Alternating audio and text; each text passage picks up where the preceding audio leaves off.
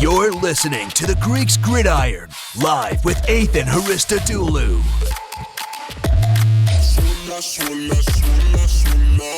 Good morning, everybody, and welcome back to the Greeks Gridiron. It is week 2 of the NFL season. We got a lot to talk about, a full slate of 14 games coming our way. I'm doing the same thing I did last week. I like the format and how it worked out. We started with games to watch, so we'll go over 5 big ones that I have my eye on. Then from there, I got 5 bold game predictions for you guys, and then we'll wrap up the show with my the 15 other games that we have, not counting the Thursday night winners that I picked for the rest of this week. I started out this week 1-0 again. If you did not see my predictions from last week, I wound up going 6-10 in the first week, so hopefully things go a little bit better this time around. But as always, make sure you like, comment, share, subscribe, and all that good stuff. But without further ado, let's get into it. So, for the games to watch, the early window has a couple of them. A lot of the big games, though, seem to be later on in the afternoon, the Sunday night football game being one included as well. But the first one that I have in that early, 1 p.m. Eastern time window is the Bills and the Dolphins. I think this is a pretty sweet matchup here. Obviously, divisional matchup. You love to see 2 division rivals go head-to-head. I also feel like it does have playoff implications. The Bills, obviously, AFC Championship finalists last year. The Dolphins just missing the playoffs at 10-6. They started out this year hot with that 1-0 win. Now, the Bills' offense did slip a little bit last week going up against the Steelers. They really struggled to move the football, and that's kind of like my big question for them this week. Is the offense slipping up? The offensive line is a problem over there in Buffalo, and I talked about it all offseason, and it showed up there in week 1 again. They did not really do much to address it throughout the offseason as we went through this past.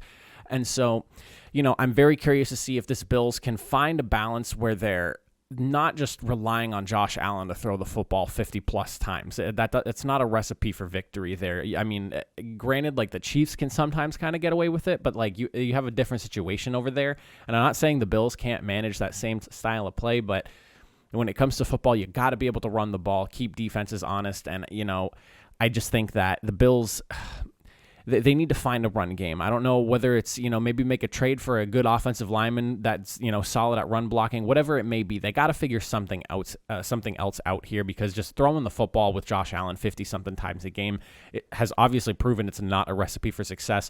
They need to be able to keep those defenses honest. And then on the Dolphins side of things, I mean, they're looking hot. They just beat the Bill Belichick Patriots last week. I picked them to actually lose that game because I thought, it was a tight one. And I just figured that New England might be able to squeak out, but it looks like Miami might even be better than they were last year. So, very interesting game in my opinion. Divisional rivals, playoff implications, a lot of fun stuff to watch. The second game in the early window that I have is the 49ers and the Eagles. So I'm very curious about both of these teams here, because San Francisco last week was deploying this dual quarterback setup where Jimmy Garoppolo took the majority of the snaps. But they brought in Trey Lance for a few things here and there. Trey Lance's first throw was actually the 49ers' first touchdown of the season. Believe it or not, 5 yards for a score there. So that was cool to see. I'm excited to see how Kyle Shanahan kind of continues to play with the quarterback system that he has over there, and how much he starts to utilize Trey Lance as the weeks go by. And if it slowly transitions into Lance, or if it's just going to keep continuing to be this way as long as Jimmy Garoppolo plays good as the actual starter for the team. On the other side of the football, though, the Eagles, man, I mean, all I've got to say is the Eagles completely surprised me. I was not expecting them to blow out Atlanta. I picked the Eagles to lose the game, to be honest. But, I mean, dude, from start to finish that game, Jalen Hurts looked great. The receivers looked great. Devontae Smith, I mean, I feel like there's been so many questions about his size in the league, and he put up numbers last week. So a lot of things to be excited about. The real question mark here, I guess, is can the Eagles do it against a better defense? I think Atlanta's struggling right now as a team, and after seeing how they played last week, I'm a little bit worried that they might flounder throughout the season and really struggle to get past 5 or 6 wins at most. Obviously very early in the season, but things are just not looking good to start for Atlanta. They just got completely whopped last week. So I'm very curious if the Eagles can maybe move the football the same way against the 49ers defense, which I think is a much better unit. Obviously, things will have to watch, but I'm excited for the game nonetheless. Now, the later windows and Sunday Night Football, man, talk about a stacked lineup. Those 4 o'clock games are looking serious. The first one that I have pegged here, Cowboys and Chargers. This is one that I think is going to be almost like a slugfest, similar to what the Cowboys were in last week. You have two pretty high-powered offenses there with defenses that are solid, not great, but solid. So I'm very curious to see how this one ends up going down. I think it's going to be a higher scoring affair type of game. Can the Chargers continue to roll after, their big Week 1 victory? And then from there, is Dallas's defense going to continue to struggle? Because they really struggled against the Buccaneers offense, and I'm not quite sold on the Chargers offense being as good as the Buccaneers are, but you never know, man. I mean, Justin Herbert looked so good last week, and I mean, he had obviously an outstanding rookie season, so he kind of just picked up right where he left off. I'm excited to see the development of Justin Herbert in his second year over there in LA. But the real big question, I guess, it's going to go down really to, I think, the Dallas Cowboys defense again. That's kind of what like last week's game for them boiled down to. So I think that's going to kind of be like the X factor for the Cowboys all season is, can this defense play well or play poorly against whoever it is they're going up against that week? But, I mean, you got Herbert versus Prescott, pretty big game, awesome one to start the earlier half of the later window because it's like some games are 4:05, some are 4:25 if you're on the East Coast. There on the West Coast, I think it's like, 1:05 and 1:25, something like that. You guys get football at like 9 a.m. That's crazy. So for the fourth game that I have in the later window, Titans at Seattle. This is a really good one as well. I think the Titans are going to kind of look to right the wrong of last week. They got completely throttled by the Cardinals in what was like a crazy upset fashion. I don't want to say the Cardinals winning was a like pure upset, but them whacking the Titans the way they did was kind of shocking in my opinion. Then for Seattle, they were rolling last week. I mean, every facet of the game, they looked really good. The offense looked good. DK Metcalf, Tyler Lockett, Russell Wilson, everyone looked good. The running game, Chris Carson, the whole offense over there in Seattle looked awesome. I was watching them beat up on my Colts. So, I definitely saw firsthand what they were doing. I think my biggest questions are, can this Titans offense rebound? I don't know what the heck happened last week, but Derrick Henry was barely able to move on the field. The receivers really did not get too much going. And Ryan Tannehill has been one of the most efficient quarterbacks in the league since he came to Tennessee. So a lot of shocking things going on offensively for Tennessee last week. I'm really hoping that they can fix that all up. And then my second question for the game is more so about Seattle and their defense. Their defense looked a lot better week 1 than they did throughout the back half of last year's season. So is this defense really improved? They made a handful of changes in the group, so curious to see how they continue to play. They have a really tough test here against Tennessee. Granted, the Cardinals made it look easy, but week in and week out, things change in the NFL, schemes change and all that stuff. Players play better or worse week to week. So I'm curious to see just how well Seattle's defense does against what is supposed to be a very high-powered offensive unit over there in Tennessee. Last game that I have, and I think just about anyone would agree with me on this one here, is the Sunday Night Football matchup. We have Chiefs versus Ravens, Patrick Mahomes versus Lamar Jackson, how it's going to be billed. This is probably one of the hottest games of the year. The Ravens have struggled since Lamar Jackson and Patrick Mahomes have started this little rivalry thing here. It seems like the Chiefs are always getting the better of the Ravens in these matchups. So I think, we have playoff implications. We have two AFC heavyweights swinging at it back to back. But it's going to really boil down to, can Lamar Jackson finally beat Patrick Mahomes? They're at home, so the Ravens, I do have the slight edge there for the Ravens, but again, this Chiefs group is so good. They were firing on all cylinders. They were down by 10 last week, stormed back and won. They were losing for the majority of the game against the Browns. I actually picked the Browns to upset them, and I thought I was going to get that upset right up until the last 5 minutes of the game. But can Lamar Jackson finally beat Patrick Mahomes here? I don't know. We'll do my game predictions in a little bit here, but this is quite a matchup. The fact that we get it so earlier in the year and it's Sunday Night Football, I'm excited for it. I think just about everybody else is looking forward to it as well. This is a really good opportunity for, if the Ravens do upset the Chiefs, Lamar Jackson to kind of finally kick that one thing to the side that's always been kind of pestering him in his career, is being able to beat the Kansas City Chiefs, because the Chiefs usually always have that leg up on them. But those are my 5 games to watch. Let me know what you guys think. These are all some really solid matchups in my opinion. I wouldn't be mad watching any one of these games. Now, for my bold predictions for the week, I got 5 of them for you guys. These are things that I think might be a little bit outlandish, but I think are also in the realm of possibility.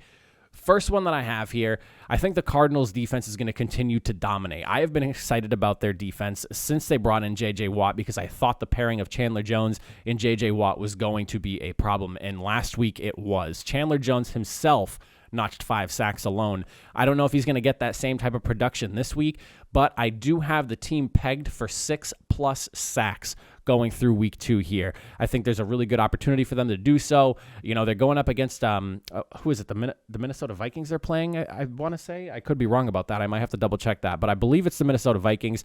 They're missing Christian Darrisaw, and if that is the case, I have a feeling that this Cardinals defense, especially the edge rushers, are going to be swinging haymakers against that offensive line. And honestly, this is a pass rush that, barring any injuries, should be dominant all season long. I think the front seven over in Arizona is a force to be reckoned with. The second bold prediction that I have for you guys, this is a big bounce back for them after their week 1 struggles. I'm picking the Green Bay Packers here for their offense to net 425 total yards of offense or more after what was the worst week 1, or not even worst week 1, like worst game of what seemed like Rodgers' career. 133 passing yards for him. The running game did not do too much either.